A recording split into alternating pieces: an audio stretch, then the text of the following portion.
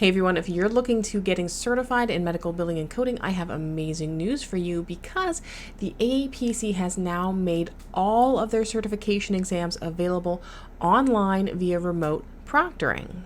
That means that now you can not only train from home at the comfort of your own pace, but you can also sit for your certification exams at home when you're ready.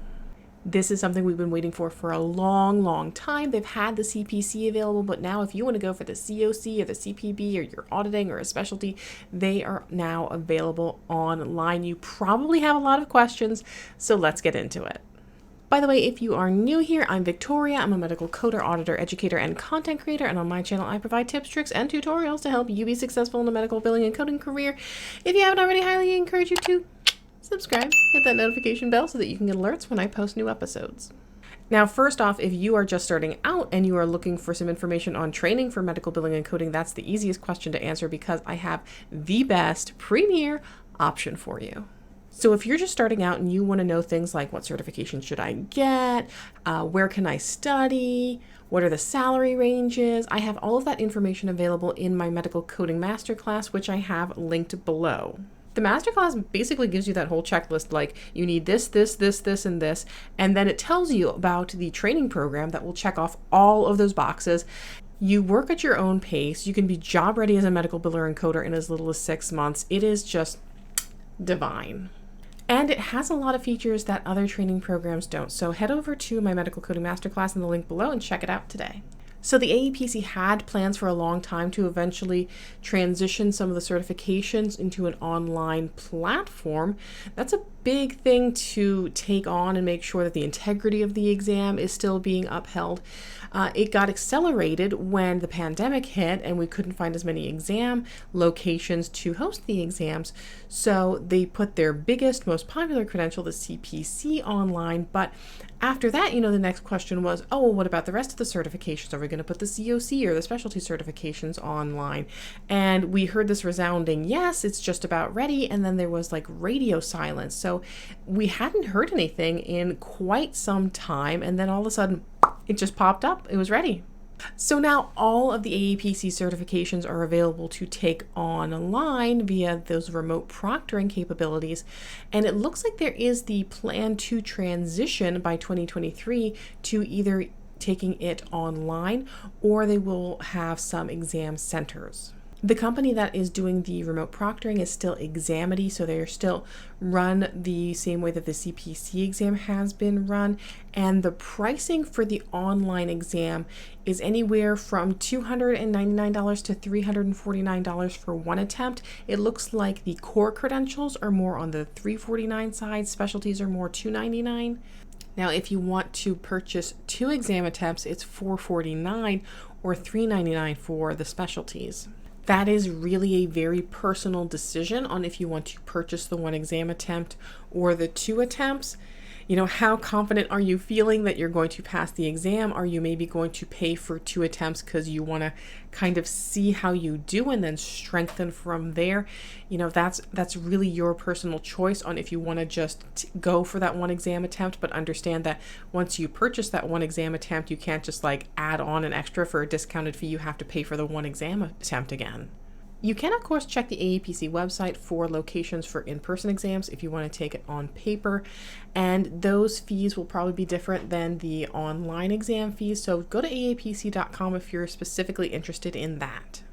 Now, if you are someone who is currently scheduled for an in-person exam and you would like to switch over to the online exam, there is a form that the AAPC has available that you can fill out to switch that over. And I should probably have started with this, but I do also want to stress that this is for US-based certifications only, so there are likely different regulations if you are in a different country like Pakistan or India. One of the comments we see a lot about the online exams, though, and what I get questioned a lot is this going to be easier to take the exam online? One thing that might make it a little bit easier from a personal aspect is if you are taking practice examinations online, you'll be more used to the online exam format. So taking the certification exam online might seem a little bit easier because you've already done everything online. One thing that though has changed is the CPC exam. Previously, you could take it in like 2 chunks, so some people would do it like Saturday, Sunday, but I guess they found out that a lot of people were doing both chunks on the same day. So what's happening now is you're going to sit for your certification exam in that one part. It's just going to be one scheduled part, but you are allowed to take a break, but the clock won't stop for that break. If you're like me, you want to you want to see what this looks like. You don't want to go in blindsided and not know, like, how do I highlight things? What can I do? The great thing is they have put it together, this amazing, just step-by-step video of this is what happens, this is what happens, this is what happens. I highly, highly recommend you go through the whole thing, because first off, it's going to reduce your anxiety of what to expect. Secondly, you're not going to miss anything. You're not going to be blindsided that you didn't know you were supposed to get in an email, or you didn't schedule something a certain way, or you didn't know that you weren't allowed to have your pet in the room.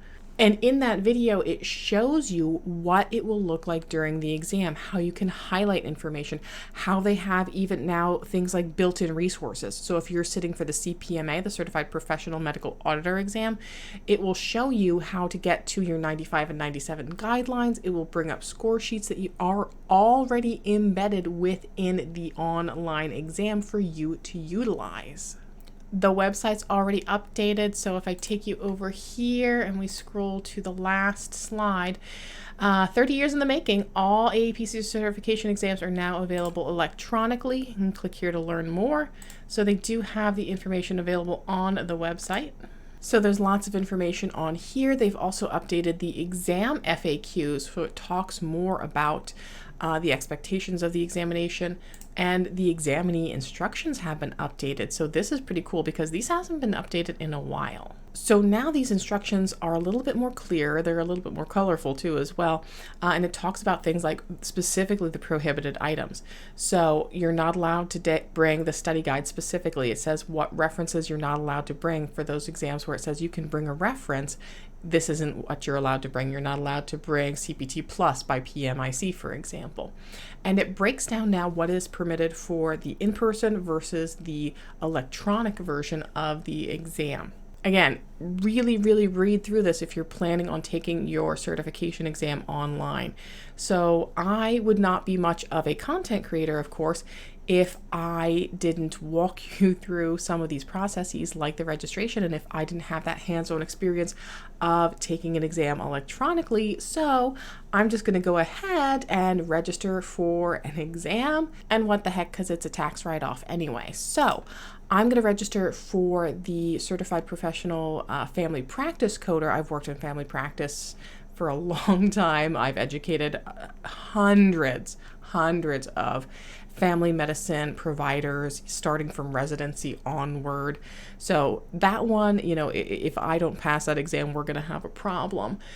So here's what's allowed for the electronic exams. So if I want to take the CFPC, Certified Family Practice Coder, online, I'm allowed references 1, 2, 4, and 6.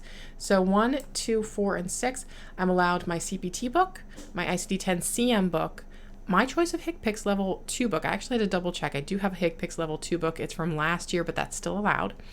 And number 6 is one reference of my choice, which includes the medical dictionary. Now, this is going to be, of course, my any 95, 97 E&M audit guidelines that I need are going to be built into the exam, so I don't need to bring them separate. And the cool thing about these updated guidelines too is it also specifies about the book year. So I'm going to be sending a lot of people over to this reference now. It says all AAPC exams are based on the current calendar year's code sets. So we strongly suggest you use the current year's books. The previous calendar year's books may be used on an exam, but you'd be at an obvious disadvantage doing so because some of the codes may have changed. It also says the upcoming year's books are not allowed for the exam use. The exams are updated every January for the new code sets. So, ICD-10-CM, for example, comes out October 1st of every year. So if you have your new code book for the next calendar year for ICD-10-CM, you can't start using that for exams until January 1. I also love the visuals on here that it tells you don't forget to bring your ID. You have to have an external webcam. It has to show certain things. You can use a laptop or desktop, and you're allowed to have a drink. It doesn't say anything else is allowed on your desk. Not a ruler, not a lot of different stuff. Food. So it just says you're allowed to bring a drink. And look here, it does say books references allowed for the electronic exams may differ slightly from in-person exams because some of the references are built into the test. You will have access to the same information regardless of the test administration method, which I like that. Now let's actually go through and I will purchase my exam. So certifications, view all certifications.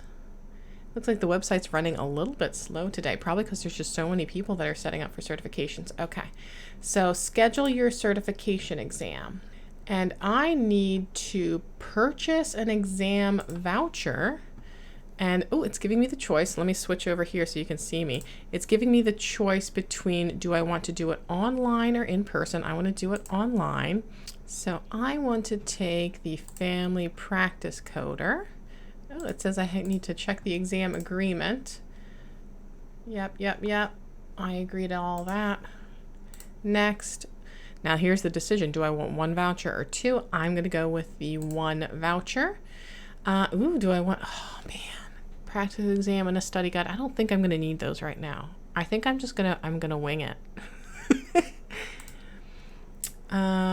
Yes, include the required books. Oh, this is cool. I like how they're reminding you to purchase your items and trying to upsell you. The businesswoman in me likes that.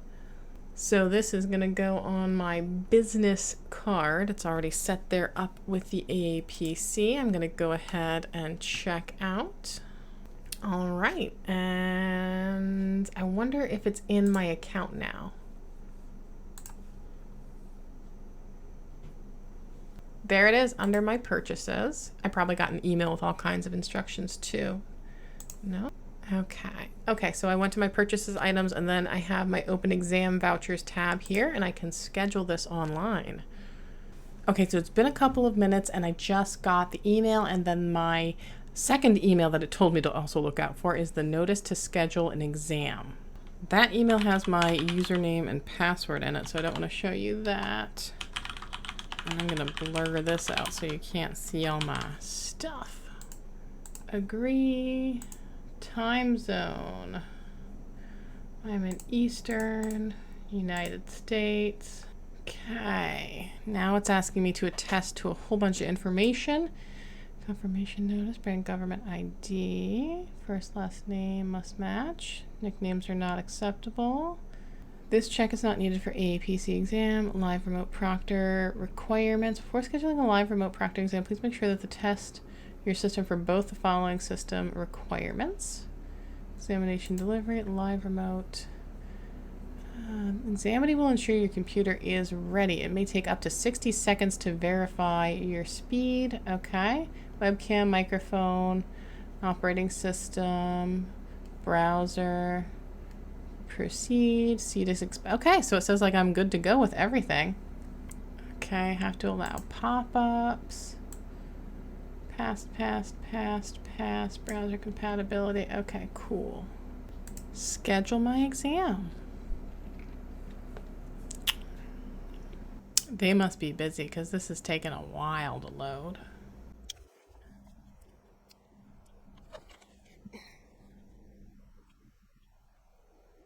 Oh, that's fun. All right, let's try this again. Schedule. 20 minutes later. Okay, I tried it 4 or 5 times on Google Chrome. It timed out every single time. I tried it on Edge and it did the exact same thing. I restarted my entire computer and now I can finally schedule my exam. So let's see here. I don't want to begin my scheduled exam. Confirm account information, make appointment, rescheduling. Okay, so that's what I'm guessing I want to do is schedule. I'm probably gonna take it. My daughter's gonna be away with her dad next weekend, so that might be a good time to do it. And then here's this. Okay, so there's a lot of different times available. I want to do the 24th. Let's see, I want to maybe do it after lunch. So let's say, oh man, I guess that's what everyone's doing. No, wait, here we go, 12:30 p.m. 24th, 12:30 p.m. That's one of the benefits about taking the exam online, I think, is that you can schedule it whenever is good for you. I mean, look at this. I could get up at 2 a.m. and decide to do it then. Are you sure you want to schedule? Yes. Okay. Is it thinking about it? It looks like it might be thinking about it.